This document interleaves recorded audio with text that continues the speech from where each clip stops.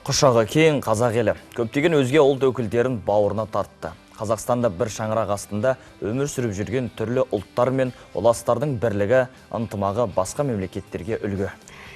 Соңғы кездері қазақша сөйлейтін өзге ұлт өкілдері айтарлықтай көбейгені де басты жетістігіміз. Бұл нағыз патриоттардың қазақ жеріне, мемлекеттік тілге деген құрметі. Нұржан, осы орайда еліміздегі қазақ тілін меңгерген танымал өзге ұлт өкілдерінен атап өтсек қалай қарайсың? Өте жақсы қараймын. Мысалға, парламент мәжілісінің депутаты Геннадий Шиповских ата-анасының қазасынан кейін Геннадий Қызылорданың балалар үйіне түседі. Сол жерден оны өз тәрбиесіне қазақ отбасы алған. Бұл өз алдына Геннадийдің қазақшаны меңгеруіне сеп болды. Зіл темірші 2015 жылғы әлем чемпионатында алтын медаль иеленген.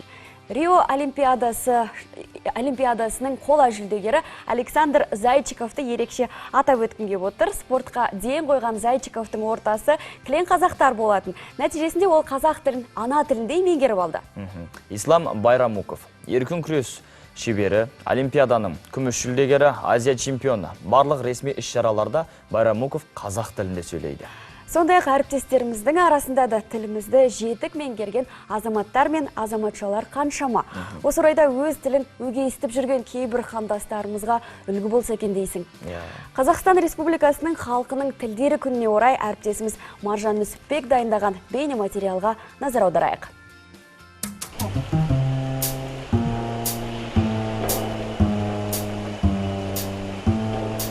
Қандас, қоштарыңызды ұмытып. Рахмет. Қайырлы таң көрермендер. Кейде өзге ұлт өкілдері осылай ана тілімізде тіл қатып жатса, таң қалатынымыз өтірік емес. Бірақ әрбір адамның өз тұрып жатқан елдің тілін білуі парыз болса керек. Алексей орыс мектебінде оқып жүріп, қазақ тілін меңгергендердің бірі. Ол басында ана тілімізді теория жүзінде ғана білген.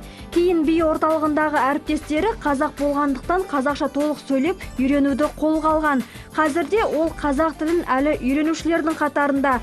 Бастысы ниет болса, тілді меңгеру оңай дейді ол. Маған қазақ тілі өте ұнайды. Бұл өте қызық тіл, менің ойымша. Бәрі қазақстандар қазақ тілінде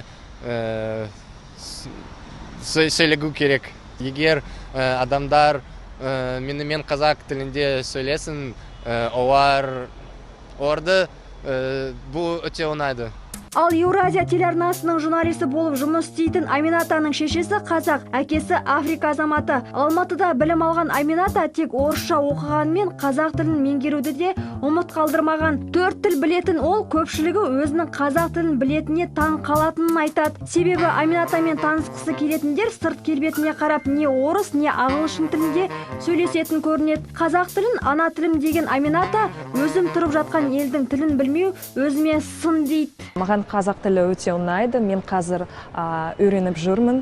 Әріптестермен, ата-анамен, үйде, далада сөйлей аламын, тыңдап жүремін.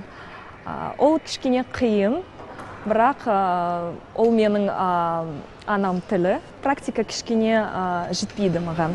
Міне, бұл Аминатаның тілге деген құрметі. Ал қазақ тілін білмейтіндерге оны оқытып, грамматикасын түсіндіретін ұлты өзге азаматты кездестіріп көріп педіңіз. Сондай азаматтардың бірі Владислав Тен. Ол жалпы 30-ға жуық тіл біледі. Соның ішінде қазақ, кәріс, орыс, ағылшын, өзбек тілін жетік меңгерген.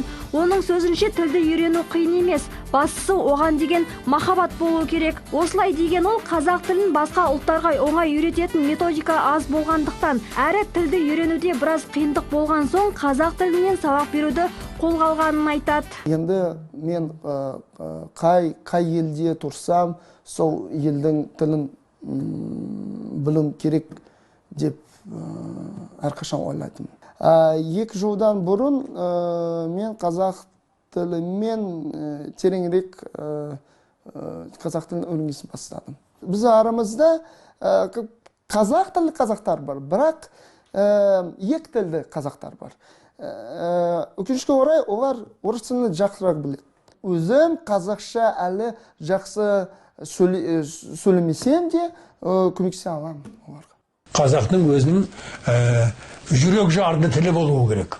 Соған жете алмай жүрміз. Оны мен емес, қазақтардың өздері айту керек.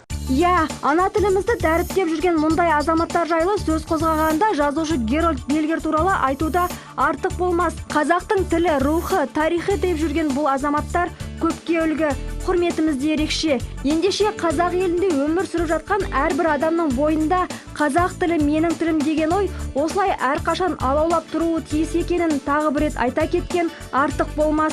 Маржан Нүсіпбек, Қоблан Өтегенов, Қуандық Әлімжанов, арнайы Қайырлы таң үшін.